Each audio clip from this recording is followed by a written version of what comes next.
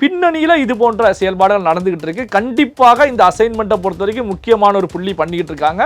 ஒரு வெற்றி கிடைச்சிரும். இதன் மூலமாக ஒரு 3 மாதம் 6 மாதத்துக்குள்ள நாம் தேர்தலை சந்தித்து ஆட்சியை பிடித்திடலாம், தாவேக அரசை கவிழ்த்து விடலாம் அப்படிங்கிற நிலையில தான் இது போன்ற கருத்துக்கள் முன்வைக்கப்பட்டதா அப்படின்ற கேள்வி இப்போ பிரதானமான கேள்வியாக இருந்துகிட்டு இருக்கு.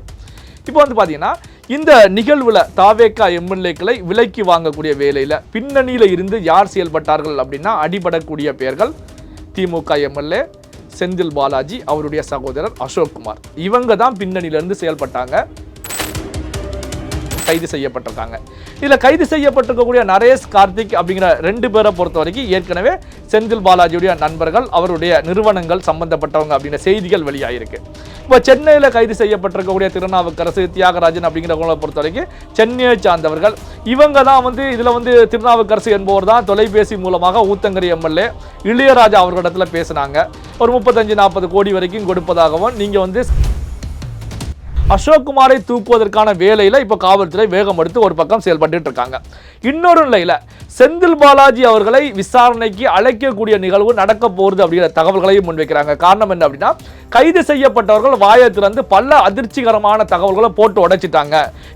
யார் மூலமாக எங்களுக்கு அசைன்மெண்ட் வந்துச்சு, யார் கொடுத்தாங்க, எந்தெந்த எம்எல்ஏக்கள் இடத்துல எல்லாம் நாங்கள் பேசணும், எந்தெந்த எம்எல்ஏக்கள் எவ்வளவு தொகைன்னு பேசப்பட்டது, இந்த தொகையை கொடுப்பதாக எங்களிடத்துல வாக்குறுதி கொடுத்தவங்க யாரு. ஸோ இந்த நம்பிக்கையின் அடிப்படையில் தான் நாங்கள் இந்த விஷயத்தை பேசணும். இப்போ பார்த்தீங்கன்னா தாவேகாவுக்கு எதிராக தாவேக அரசை கவிழ்க்கக்கூடிய வேலையிலையும் செந்தில் பாலாஜி அண்ட் கோதா அங்கே பெரிய அளவில் செயல்பட்டிருக்காங்க அப்படிங்கிறது இப்போ வரக்கூடிய செய்திகள் மூலமாக அம்பலப்பட்டு போய் நிற்குது. ஏற்கனவே கடந்த காலத்தில் எடுத்துக்கிட்டீங்க அப்படின்னா, விஜய் அவர்கள் கட்சி ஆரம்பித்து கரூர் பிரச்சாரத்துக்கு போகும்போது நடந்த நிகழ்வுகள் தெரியும். அந்த நிகழ்வை பொறுத்த வரைக்கும் 41 பேர் அப்பாவி மக்கள் உயிரை விட்டாங்க. இதன் பின்னணியிலையும் செந்தில் பாலாஜி அப்படிங்கிற பெயர் பெரிய அளவில் அடிபட்டது. இந்த நிகழ்வு ஒரு பக்கம் இருந்துகிட்டே இருக்கு. இப்படியான சூழ்நிலை தான் இப்போ பாத்தீங்க அப்படின்னா இந்த தாவேக அரசை கவிழ்க்கக்கூடிய பின்னணியிலையும் செந்தில் பாலாஜியுடைய பெயர் அடிபட்டு இருக்கு. அப்போ பாத்தீங்கன்னா தமிழக வெற்றி கழகம் அரசிடமிருந்து, தமிழக முதலமைச்சர் விஜய் அவர்களிடமிருந்து, தமிழக முதலமைச்சர் விஜய் அவர்களை பொறுத்த வரைக்கும் இந்த மாதம் 10, 11, 12 தேதியில் கரூர் போவதாக ஏற்கனவே அறிவிக்கப்பட்டிருக்கு. இப்போ கரூருக்கு செல்லக்கூடிய நேரத்தில் அங்கு ஏற்கனவே அந்த நெருக்கடி மூலமாக பிரச்சாரத்துக்கு செல்லும் போது கரூரில் ஏற்பட்ட நிகழ்வு, 41 குடும்ப உறுப்பினர்களையும் அவர்களுடைய வீட்டுக்கே சென்று தமிழக முதலமைச்சர் அவர்கள் ஆறுதல் சொல்ல போவதாக செய்தி வெளியாயிருக்கு. இப்போ பார்த்தீங்கன்னா கரூருடைய எம்எல்ஏ அதிமுக சேர்ந்த எம்ஆர் விஜயபாஸ்கர் ரிசைன் பண்ணிட்டாங்க. தாவேகாவில் எந்த நேரத்தில் வேண்டுமென்றாலும் இணைவதற்கு தயார் நிலையில் இருந்துட்டு இருக்காங்க. இப்படியான சூழ்நிலை தான் இப்போ கரூருக்கு சிஎம் செல்வதற்கு முந்தைய நிலையிலேயே செந்தில் பாலாஜி அவர்கள் மீண்டும் சிறை கம்பிகளுக்குள் அடைக்கப்படுவாரா அப்படி ஒரு கேள்வி முக்கியமான கேள்வியா இப்போ இருந்துகிட்டு இருக்கு.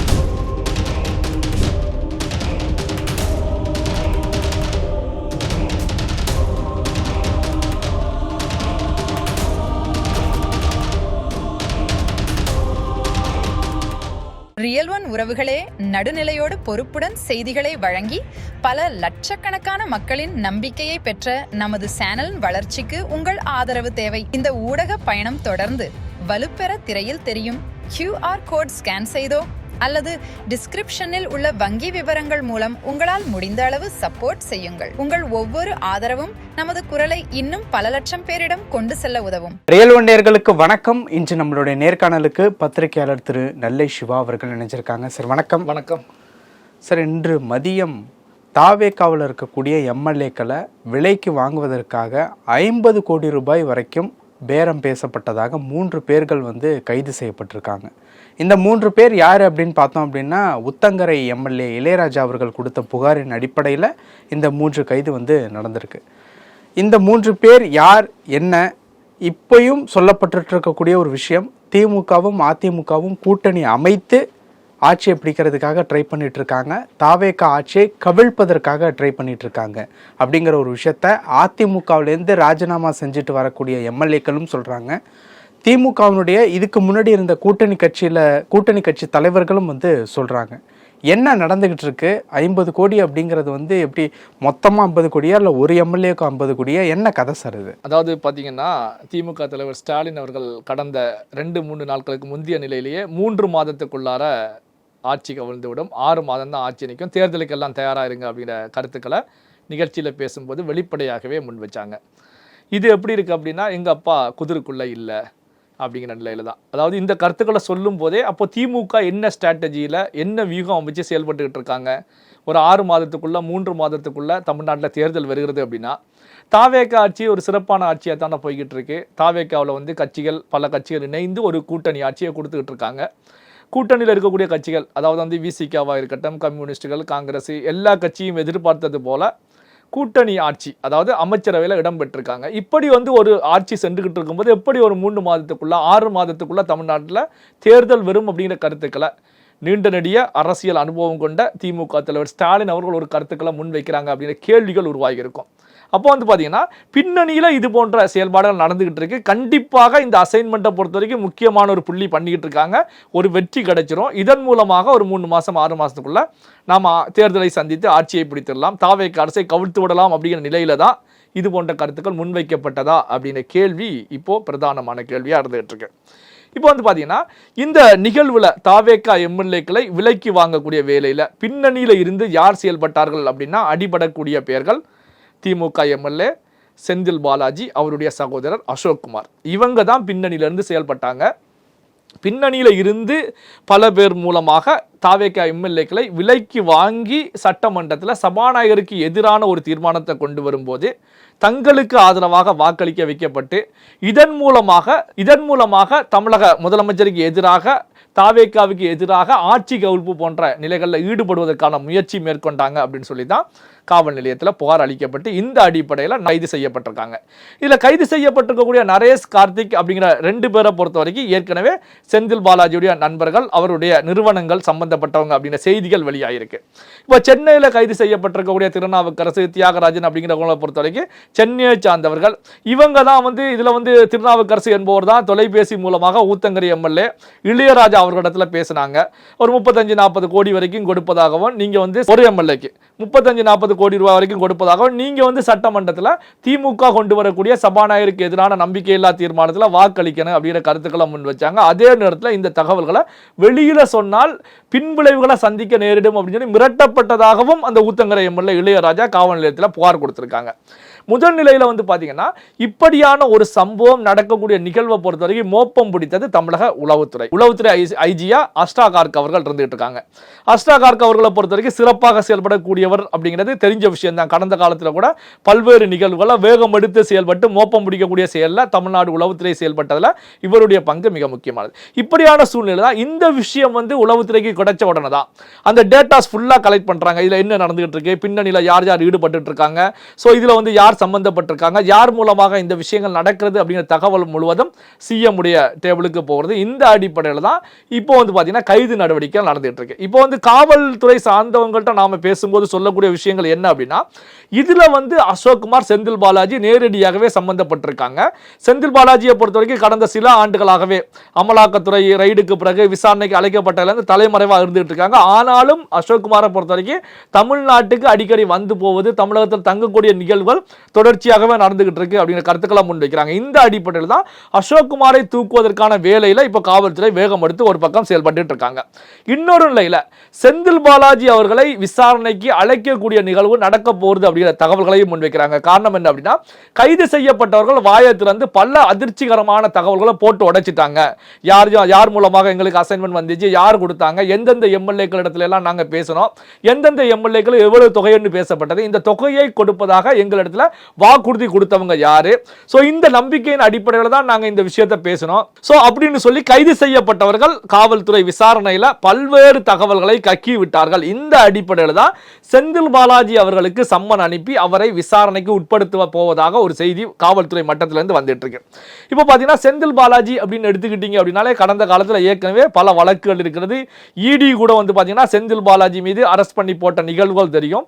ஆனாலும் திமுக தமிழக அரியணையில் இருந்ததுனால தமிழ்நாட்டுக்குள்ள இடியால பெரிய அளவில் செயல்பட முடியாமல் போனது. ஆனா இன்னைக்கு பாத்தீங்கன்னா ஆட்சி மாற்றம் ஏற்பட்டு தமிழக வெற்றி கழகம் ஆட்சியில் இருக்காங்க. அதே நேரத்தில் வந்து பாத்தீங்கன்னா ஏற்கனவே பல வழக்குகள் இருக்கிறது. இப்போ பாத்தீங்கன்னா தாவேகாவுக்கு எதிராக தாவேகா அரசை கவிழ்க்கக்கூடிய வேலையிலையும் செந்தில் பாலாஜி அண்ட் கோதா அங்க பெரிய அளவில் செயல்பட்டு இருக்காங்க அப்படிங்கிறது இப்போ வரக்கூடிய செய்திகள் மூலமாக அம்பலப்பட்டு போய் நிற்குது. ஏற்கனவே கடந்த காலத்தில் எடுத்துக்கிட்டீங்க அப்படின்னா விஜய் அவர்கள் கட்சி ஆரம்பித்து கரூர் பிரச்சாரத்துக்கு போகும்போது நடந்த நிகழ்வுகள் தெரியும். அந்த நிகழ்வை பொறுத்த வரைக்கும் 41 பேர் அப்பாவி மக்கள் உயிரை விட்டாங்க. இதன் பின்னணியிலையும் செந்தில் பாலாஜி அப்படிங்கிற பெயர் பெரிய அளவில் அடிபட்டது. இந்த நிகழ்வு ஒரு பக்கம் இருந்துகிட்டே இருக்கு.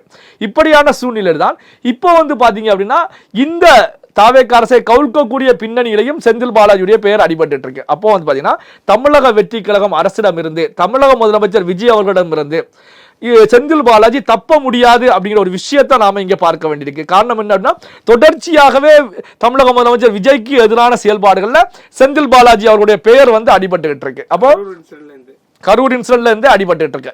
கரூர் இன்சிடென்ட்ல வந்து விஜய் அவர்களுடைய அரசியல் வருகைக்கு ஒரு முற்றுப்புள்ளியை வைப்பதற்கான முயற்சி அப்படின்னு நாம பார்க்கலாம். ஆனா அந்த முற்றுப்புள்ளி வைப்பதற்கான முயற்சியும் வந்து பாத்தீங்கன்னா திமுகவுக்கு பேக் ஃபயராக மாறி தாவேகாவுக்கு மிகப்பெரிய ஒரு எழுச்சியை மக்கள் மத்தியில வரவேற்பை கொடுத்துச்சு. அப்ப அந்த விஷயத்திலையும் செந்தில் பாலாஜி அவர்களை பொறுத்த வரைக்கும் தோல்விதான் கண்டிருந்தாங்க. இப்போ வந்து பாத்தீங்கன்னா தாவேக அரசை கவிழ்க்கக்கூடிய விஷயத்திலையும் வந்து பாத்தீங்கன்னா இது வந்து எதிரிகளுக்கு தோல்வி, தாவேகாவுக்கு வெற்றி அப்படிங்கிற நிலையில் தான். அதாவது பாத்தீங்கன்னா முன்கூட்டியே மோப்பம் பிடித்து அந்த முயற்சி முறியடிக்கப்பட்டிருக்கிறது. முறியடிக்கக்கூடிய வேலையில தமிழக அரசு, தமிழக காவல்துறை செயல்பட்டுக்கிட்டு இருக்காங்க. இல்ல கவனிக்கக்கூடிய விஷயம் என்ன அப்படின்னா, இப்போ வந்து இந்த அசைன்மெண்ட் வந்து இப்ப செந்தில் பாலாஜியை பொறுத்த வரைக்கும் எந்த ஒரு அசைன்மெண்ட் கொடுத்தாலும் திறம்பட செய்யக்கூடியவர் அப்படிங்கிறது கடந்த காலத்துல நமக்கு தெரிந்த ஒரு விஷயம் தான். ஆனா வந்து பாத்தீங்கன்னா சமீப காலமாக செந்தில் பாலாஜி எடுக்கக்கூடிய அசைன்மென்ட்கள் எல்லாமே பேக் ஃபயரா தான் போயிட்டு இருக்கு. தோல்வியில தான் முடிவடைஞ்சிட்டு இருக்கு. இப்ப செந்தில் பாலாஜி வந்து இந்த விஷயத்தை செந்தில் பாலாஜி மூலமாக கொடுக்கப்பட்ட நபர்களை பொறுத்த வரைக்கும் யாரை நம்பி எந்த வேலையை கொடுக்கணும் அப்படிங்கிற விஷயத்தை பொறுத்த வரைக்கும் தெளிவாகத்தான் சிந்திச்சு கொடுப்பாங்க. இவங்களை நம்பியா இந்த வேலையை கொடுத்துருக்காங்க அப்படின்னு கேட்கக்கூடிய விதத்துல தான் இப்போ வந்து பாத்தீங்கன்னா சிக்கின உடனேயே முழு தகவல்களையும் காவல்துறையில கக்கி இருக்காங்க. இப்போ இந்த விஷயம் தான் நான் எப்படி பார்க்கிறேன் அப்படின்னா, தமிழக முதலமைச்சர் விஜய் அவர்களை பொறுத்த வரைக்கும் இந்த மாதம் 10, 11, 12 தேதியில கரூர் போவதாக ஏற்கனவே அறிவிக்கப்பட்டிருக்கு. அப்ப கரூருக்கு செல்லக்கூடிய நேரத்தில் அங்கு ஏற்கனவே அந்த நெருக்கடி மூலமாக பிரச்சாரத்துக்கு செல்லும் போது கரூர்ல ஏற்பட்ட நிகழ்வு 41 குடும்ப உறுப்பினர்களையும் அவர்களுடைய வீட்டுக்கே சென்று தமிழக முதலமைச்சர் அவர்கள் ஆறுதல் சொல்ல போவதாக செய்தி வெளியாயிருக்கு. இப்போ பாத்தீங்கன்னா கரூருடைய எம்எல்ஏ அதிமுக சேர்ந்த எம்ஆர் விஜயபாஸ்கர் ரிசைன் பண்ணிட்டாங்க. தாவேகாவில் எந்த நேரத்தில் வேண்டுமென்றாலும் இணைவதற்கு தயார் நிலையில இருந்துட்டு இருக்காங்க. இப்படியான சூழ்நிலை தான் இப்போ கரூருக்கு சிஎம் செல்வதற்கு முந்தைய நிலையிலேயே செந்தில் பாலாஜி அவர்கள் மீண்டும் சிறை கம்பிகளுக்குள் அடைக்கப்படுவாரா அப்படி ஒரு கேள்வி முக்கியமான கேள்வியா இப்போ இருந்துகிட்டு இருக்கு. இப்போ இருக்கக்கூடிய சுச்சுவேஷன் படி பார்த்தோம் அப்படின்னா அந்த திமுக அதிமுக கூட்டணி அப்படிங்கிற ஒரு விஷயம் இருக்குல்ல, ஏன் இப்போ வரைக்குமே ட்ரை பண்ணிட்டு இருக்காங்க அப்படிங்கிற ஒரு கேள்வி வருது. ஏன்னா ஆட்சிக்கு வந்து 50 நாட்கள் கிட்ட ஆயிடுச்சு. தொடர்ச்சியாக வந்து 47 அப்படிங்கிற கவுண்ட்டு அப்படிங்கிறது 41 வந்து நிற்குது. இப்போ வரைக்குமே முயற்சி செய்வதற்கு உண்டான காரணம் என்ன அப்படிங்கிற ஒரு விஷயம் இருக்கு. இப்போ அதிமுகவுக்கு நேரடி எதிரி யாரு? தாவேகா. திமுகவுக்கு நேரடி எதிரி யாரு? தாவேகா. தாவேகா வந்ததுனால தான் 2 பேரும் ஆட்சி இழந்திருக்காங்க. தாவேகா வந்ததுனால தான் எடப்பாடியாரை பொறுத்த வரைக்கும் வின்னர் பட வடிவேல் போல மாறக்கூடிய ஒரு சூழல் ஏற்பட்டு இருக்கு. நாளுக்கு நாள் எம்எல்ஏக்கள் ரிசைன் பண்ணிக்கிட்டு இருக்காங்க, முன்னாள் அமைச்சர்கள் ரிசைன் பண்ணிக்கிட்டு இருக்காங்க, முக்கியமான நிர்வாகிகள் எல்லாம் வெளியேறிக்கிட்டே இருக்காங்க. அப்ப கூடாரம் காலி ஆகிக்கொண்டே இருக்கிறது. இந்த கூடாரத்தை காலி செய்து வெளியே வரக்கூடியவங்க எந்த கட்சியில போய் பெருவாரியாக இணைகிறாங்க அப்படின்னா தமிழக வெற்றி கழகத்தில் இணைகிறாங்க. தமிழக வெற்றி கழகம் பிரச்சார காலத்தில் முன்வைத்ததும் இப்போ முன்வைக்கக்கூடியதும் என்ன அப்படின்னா, அதிமுக எங்கள் கையில தான் இருந்துட்டு இருக்கு. அதிமுக இதுல இருக்கக்கூடியவங்க எல்லாமே எங்க பக்கம் வந்துட்டாங்க. அதிமுக வாக்களை வைத்து தான் தமிழக வெற்றி கழகம் வெற்றி பெற்றது. அதனால எடப்பாடியார் தலைமையில அதிமுக கிடையாது, எங்க தளபதி விஜயோடைய தலைமையில தான் இப்ப அதிமுக இருக்கிறது அப்படிங்கிற கருத்துக்களை தான் முன்வைக்கிறாங்க. அதாவது தாவேகாவுடைய தாய் வீடு அதிமுக அப்படிங்கிறத தாண்டி தாவேகா தான் அதிமுகவுடைய தாய் வீடு அப்படிங்கிற கருத்துக்களை முன்வைக்கிறாங்க. அதற்கு ஏற்றாற் போலதான் அங்க இருக்கக்கூடியவங்க எல்லாமே சாரை சாரையாக வெளியேறி இங்க வந்து இணைஞ்சிட்டு இருக்காங்க. அப்போ பாத்தீங்கன்னா அதிமுகவை பொறுத்த வரைக்கும் இன்னும் ஒரு சில மாதங்கள் போனால் அங்க வந்து பாத்தீங்கன்னா எம்எல்ஏக்களுடைய எண்ணிக்கையை பொறுத்த வரைக்கும் ஒற்றை இலக்கத்துக்கு மாறக்கூடிய ஒரு சூழல் உருவாகும். அப்போ அதிமுகவை பொறுத்த வரைக்கும் இப்போ தமிழக வெற்றி கழகத்துடைய ஆட்சி நீடிச்சு அப்படின்னா, நீடித்தால் எங்களுடைய கட்சிக்கு அழிவு, எங்களுடைய கட்சியை காப்பாற்ற முடியாது அப்படிங்கிற ஒரு இக்கட்டான சூழ்நிலையில அதிமுக அங்க தத்த வச்சுக்கிட்டு இருக்காங்க. திமுகவை பொறுத்த வரைக்கும் ஆட்சி பறிபோய் விட்டது. அதாவது வந்து அசந்திருக்கக்கூடிய நேரத்தில் நம்மளை அடிச்சு காலி பண்ணி ஆட்சியை பிடிச்சிட்டு போயிட்டாங்க. இப்போ தமிழக வெற்றி கழகத்தை தொடர்ந்து ஆட்சி செய்ய விட்டோம் அப்படின்னா, ஒரு டிரான்ஸ்பரண்டான ஒரு ஆட்சி, ஊழல் இல்லாத ஆட்சி அப்படின்னு போச்சு அப்படின்னா கடந்த கால வரலாறு மீண்டும் திரும்புகிறது. இப்ப தாவேகா வெற்றி பெற்றதுக்கு கடந்த கால வரலாறு 1977 ஆண்டு வரலாறு திரும்புகிறது அப்படின்ற கருத்துக்களை முன் வச்சாங்க. அந்த வரலாறு திரும்பக்கூடிய நிலையிலேயே இப்ப தெரிஞ்சுக்கிட்டு இருக்கு. அப்போ வந்து பாத்தீங்கன்னா அந்த வரலாறு திரும்பிச்சு அப்படின்னா புரட்சித்தலைவர் எம்ஜிஆர் அவர்கள் அரியணை ஏறிய பிறகு எப்படி தொடர்ந்து 15 ஆண்டுகள் 3 சட்டமன்ற தேர்தல்களில் தொடர் வெற்றியை பெற்று திமுக வெற்றி பெற முடியாத சூழலுக்கு தள்ளப்பட்டதோ அதே போலதான் அந்த வரலாறு தான் மீண்டும் ரிஃப்ளெக்ட் ஆக போகுது. 2026 இருந்து 15 ஆண்டு காலம் 3 சட்டமன்ற தேர்தல்களில் திமுகவால் வெற்றி பெற முடியாது. காரணம் என்ன அப்படின்னா, ஸ்டாலின் அவர்களை பொறுத்த வரைக்கும் ஒன்று வயது முதிர்வு, அதே நேரத்தில் இருக்கக்கூடிய காலத்திலேயே உதயநிதி ஸ்டாலின் அவர்களை முன்னிலைப்படுத்தி சிஎம் அப்படிங்கிற நிலையில உட்கார வைக்க வேண்டும் அப்படிங்கிற நிலையில தான் செயல்பட்டு இருக்காங்க. அப்படிங்கிறது எல்லாருக்குமே தெரிஞ்ச விஷயம் தான். எந்த சிஎம் ஆக இருந்தாலும் எந்த கட்சி தலைவராக இருந்தாலும் அதே போன்ற எண்ணத்தில் இருப்பாங்க. அப்ப ஆட்சியில் இருக்கும் போது கூட துணை முதல்வர் அப்படிங்கிற பதவி வரைக்கும் உதயநிதி ஸ்டாலின் எடுத்துட்டு வந்ததுக்கு காரணமே இதுதான். இப்படியான சூழ்நிலையில இப்ப விஜயுடைய வருகை உதயநிதி ஸ்டாலினுடைய முதலமைச்சர் கனவுக்கு ஃபுல் ஸ்டாப் வைக்கப்பட்டிருக்கு. அப்போ பாத்தீங்கன்னா கூடிய விரைவில் தாவேக ஆட்சியை கவிழ்த்து திமுக ஆட்சியில் அமர்ந்தால்தான் திமுகவுடைய எதிர்காலம் பிரகாசமா இருக்கும். அப்படி இல்லைன்னா 15 ஆண்டு காலத்துக்கு எந்திரிக்க முடியாது. 15 ஆண்டு காலத்துக்கு எந்திரிக்க முடியாது அப்படின்னா அதன் பிறகு திமுக இருக்குமா அப்படிங்கிற ஒரு கேள்வி பிரதான கேள்வியா இருந்துட்டு இருக்கு. காரணம் என்ன அப்படின்னா, இப்போ பாத்தீங்கன்னா எல்லாமே மாறி போய்விட்டது. இப்போ திமுக பாத்தீங்கன்னா கட்சி மறுசீரமைப்பு அப்படின்னு சொல்லி ஒரு டீமை ஃபார்ம் பண்ணியிருக்காங்க. இப்போ ஏற்கனவே மத்திய அரசாங்கத்தை பொறுத்தவரைக்கும் தொகுதி மறுசீரமைப்பு அப்படின்னு சொல்லி போடும்போதுதான் ஐயோ தொகுதி மறுசீரமைப்பு செய்யப்பட்டா தமிழ்நாட்டுக்கு ஒரு வஞ்சகம் இழைக்கப்படும், எங்களுக்கு தொகுதியுடைய எண்ணிக்கை குறையும் அப்படி கருத்துக்களை முன் வச்சாங்க. ஆனா மக்கள் தொகையின் அடிப்படையில் தான் நாங்க தொகுதி மறுசீரமைப்பை கொண்டு வர்றோம், மக்கள் தொகை எவ்வளவு இருக்காங்களோ அந்த அடிப்படையில் எண்ணிக்கை உயரும் அப்படிங்கிற கருத்துக்களை முன்வைக்கப்பட்ட போதும் தமிழ்நாட்டுக்கு எண்ணிக்கை குறையும் அப்படி கருத்துக்கள் தான் முன் வச்சாங்க. அதே திமுக தான் இப்போ பாத்தீங்கன்னா கட்சி மறுசீரமைப்பு அப்படிங்கிற விஷயத்தை உள்ள கொண்டு வர்றாங்க. அந்த கட்சி மறுசீரமைப்பு கமிட்டியில போடப்பட்டவர்கள் எல்லாருமே யாருன்னா சீனியர் திமுகவினர். வயதை பாத்தீங்கன்னா எல்லாமே 60+ கடந்தவர்கள் தான் அங்க போடப்பட்டிருக்கு. யார் யாரெல்லாம் கட்சிக்கு எதிராக செயல்பட்டாங்களோ, யார் யாரெல்லாம் கட்சியுடைய தோல்விக்கு காரணமோ அவர்களை போட்டு ஒரு கமிட்டியை ஃபார்ம் பண்ணி அந்த கமிட்டி கட்சி சீரமைப்பை செய்யும் அப்படிங்கிற நிலையில கொண்டு வர்றாங்க. அப்போ பாத்தீங்கன்னா இந்த கமிட்டியில உள்ளவர்களை பொறுத்தவரை அவங்களுக்கு வேண்டியவங்களை வச்சுக்கிட்டு அவங்களுக்கு எதிரானவங்களை பூரா ஓரம் கட்டுறதுக்காக இந்த கமிட்டி போடப்பட்டதா தான் நான் பார்த்துக்கிட்டு இருக்கேன். அப்போ கட்சி சீரமைப்பு அப்படின்னு வரும்போது அங்க இருக்கக்கூடிய சீனியர்கள் பெரிய அளவில் திமுக எதிராக போர்க்கொடி தூக்குவாங்க. கட்சி சீரமைப்பு என்ன, கட்சியில வேலை செய்யாதவங்க, கட்சியில பாத்தீங்கன்னா வெற்றிக்கு உழைக்காதவங்க, இவங்களெல்லாம் ஓரம் கட்டுறதுக்கு தான் இந்த கட்சி சீரமைப்பு. அப்போ கட்சியை சீரமைக்க வேண்டிய நிலையில இப்ப திமுக அந்த நிலைக்கு தள்ளப்பட்டிருக்கு. அப்போ இந்த கட்சி சீரமைப்பு அப்படிங்கிற நிலைக்கு திமுக தள்ளப்பட்டதுக்கு காரணமே தளபதி விஜய் அப்படிங்கிற அந்த 3 எழுத்து நபர் தான் காரணம். அதாவது விஜய் தான் முழுக்க காரணம். அந்த அளவுக்கு திமுக தத்தளிச்சுக்கிட்டு இருக்காங்க. இத்தனை ஆண்டு காலமாக கட்சி சீரமைப்பு அப்படின்னு சொல்லி எந்த ஒரு குழுவையும் ஃபார்ம் பண்ணப்படல. இப்போ பாத்தீங்கன்னா கட்சியையே மறுசீரமைப்பு செய்ய வேண்டிய கட்டாயத்துக்கு திமுக தள்ளப்பட்டிருக்கு. இப்படியான சூழ்நிலையில பாத்தீங்கன்னா திமுக தொடர்ந்து வெற்றி வாய்ப்பை சட்டமன்ற தேர்தலில் இழந்தால் திமுக எதிர்காலத்தில் இருக்குமா அப்படிங்கிற கேள்வி பிரதான கேள்வி. அல்லது திமுக பின்தங்கிய நிலைக்கு தள்ளப்படுமா அப்படிங்கிற நிலை இருக்கு. அதனாலதான் பாத்தீங்கன்னா திமுக அதிமுக பொறுத்த வரைக்கும் எப்படியாச்சும் தாவேக்காவை ஆட்சியிலிருந்து அப்புறப்படுத்தணும். அதனால நாம எந்த எல்லைக்கு வேணும்னாலும் செல்லலாம் அப்படிங்கிற நிலையில தான் செயல்பட்டு இருக்காங்க. சமீபத்தில் கூட பாத்தீங்கன்னா IUML தலைவர் காதர் மொய்தீன் அவர்கள் பேசும்போது கூட ஸ்டாலின் அவர்களே நேரடியாக என்கிட்ட பேசி நாங்க அதிமுக சேர்ந்து கூட்டணி ஃபார்ம் பண்ண போறோம்னு பேசுனாங்க. ஒருவேளை ஸ்டாலின் ஜெயிச்சிருந்தா ஸ்டாலின் தான் முதலமைச்சர் எடப்பாடி துணையோட அப்படிங்கிற மாதிரி மாறி இருக்குமோ? கண்டிப்பா அப்படி மாறுவதற்கான வாய்ப்பு இருக்கும். இப்போ பாத்தீங்கன்னா ஸ்டாலின் தோல்வி கண்டதுனால முதலமைச்சர் யார் அப்படிங்கிற கேள்விகள் தான் அங்க பிரச்சனையை உருவாக்கி இருந்தது. தேர்தல் அதாவது பாத்தீங்கன்னா தேர்தல் முடிவுகள் வந்த பிறகு திமுக அதிமுக வரும்போது திமுக ஸ்டாலின் தோல்வி கண்டுட்டாங்க. அப்ப எடப்பாடி பழனிசாமி அவர்களும் முதல்வராக முன்னிலைப்படுத்தி அதிமுக கூட திமுக கூட்டணி அப்படிங்கிற நிலையில தான் பிளான் பண்ணாங்க. இதுதான் திமுக இருக்கக்கூடிய சீனியர்கள் பெருமளவில் ஏத்துக்கல. காரணம் என்னன்னா, நாங்க ஆட்சியில் இருந்த கட்சி, அதே நேரத்தில் பாத்தீங்கன்னா எடப்பாடி பழனிசாமியை முதல்வராக உட்கார வச்சோம் அப்படின்னா நம்ம கட்சி செல்வாக்கு இழந்துரும் அப்படிங்கிற போர்க்கொடி தூக்கும் போது அந்த கூட்டணியில பெரிய சலசலப்பு ஏற்பட்டு அது முறிவடைவதற்கு ஏற்படாமல் போவதற்கான ஒரு காரணத்தை உருவாக்கிச்சு. ஆனா இன்னைக்கு பாத்தீங்க அப்படின்னா அதிமுகவும் சரி திமுகவும் சரி கட்சிக்குள்ள எந்த பிரச்சனை வந்தாலும் பரவாயில்ல, முதல் நிலையில தாவேக்காவோட ஆட்சியை கவிழ்த்து விட்டு நாம அரியணையில உட்காரணும். அப்படி இல்லைன்னா ஆட்சியை கவிழ்த்து ரீஎலெக்ஷனுக்கு தயாராகணும். அப்ப மீண்டும் எலெக்ஷனுக்கு தயாரானோம் அப்படின்னா தேர்தல் காலத்துல நம்ம அதிமுக கூட்டணி அமைச்சு கூட தாவேக்காவை வீழ்த்துவதற்கு செயல்படலாம் அப்படிங்கிற நிலையில தான் பின்னணியில செயல்பட்டு இருக்காங்க.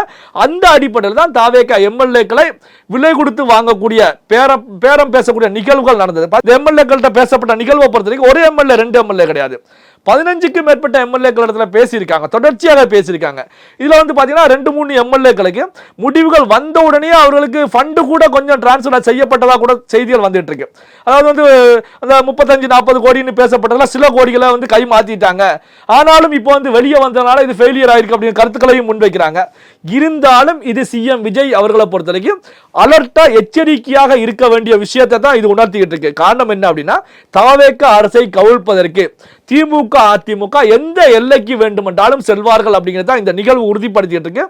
அதே நேரத்தில் வந்து பாத்தீங்கன்னா இன்னொரு விஷயம், இதுல முக்கியமான விஷயம் என்ன அப்படின்னா, திமுகவில் இருக்கக்கூடிய செந்தில் பாலாஜி போன்றவர்கள் போடக்கூடிய ஸ்ட்ராட்டஜியை பொறுத்த வரைக்கும் தோல்வி கண்டுகிட்டு இருக்கு. ஆனா தமிழக வெற்றி கழகத்தை பொறுத்த வரைக்கும் எதிலும் தோல்வி கிடையாது. எந்த பால் போட்டாலும் எந்த திசையில இருந்து வந்தாலும் சிக்ஸர் தான் அடிச்சுக்கிட்டு இருக்காங்க. ஏன்னா பாத்தீங்கன்னா இது மிகப்பெரிய ஒரு அசைன்மெண்ட், ஆட்சியை கவிழ்க்கக்கூடிய விஷயம் வந்து பெரிய அளவில் நடந்துகிட்டு இருக்கு. ஆனாலும் வந்து பாத்தீங்கன்னா தாவேகா ஒன்றும் செய்ய முடியல. அதே நேரத்தில் வந்து பாத்தீங்கன்னா அதிமுகல இருந்து சாரை சாரையாக வந்து எம்எல்ஏக்கள் தாவேகால இணைஞ்சுக்கிட்டு இருக்காங்க. இதற்கு அதிமுக தரப்புல இருந்தும் திமுக தரப்புல இருந்து முன்வைப்பது என்ன அப்படின்னா, குதிரை பேரம் நடந்துகிட்டு இருக்கு, பெருமளவுல பேரம் நடந்துகிட்டு இருக்கான்னு கருத்துக்களை முன்வைக்கிறாங்களே தவிர ஆனா அங்கே எந்த எவிடன்ஸும் கிடையாது, வாய் வார்த்தைகளா தான் நடந்துட்டு இருக்கு. ஆனா இங்க வந்து பாத்தீங்கன்னா செந்தில் பாலாஜி சம்பந்தப்பட்டிருக்காங்க, அதற்கான எவிடன்ஸ் அப்படிங்கிற அடிப்படையில் இப்போ வழக்கு பதிவு செய்யப்பட்டு விசாரணை போய்கிட்டு இருக்கு. பல விஷயங்கள் பேசியிருக்கோம். நேரத்திற்கு நன்றி. நன்றி. உங்கள் பிசினஸ் இன்னும் அதிக மக்களை சென்றடைய வேண்டுமா? இன்றைய டிஜிட்டல் உலகில் சரியான ப்ரமோஷன் தான் வெற்றியின் முதல் படி. தமிழகம் முழுவதும் பல லட்சக்கணக்கான பார்வையாளர்களை தினமும் சென்றடையும் ரியல் ஒன் யூடியூப் சேனல்களில் உங்கள் பிசினஸ் இனி எல்லோரும் அறியட்டும். குறைந்த செலவில் அதிக ரீச். உங்கள் பிராண்டுக்கு நம்பிக்கையும் வளர்ச்சியும் சேர்க்க இன்றே எங்களை தொடர்பு கொள்ளுங்கள். 9280087164.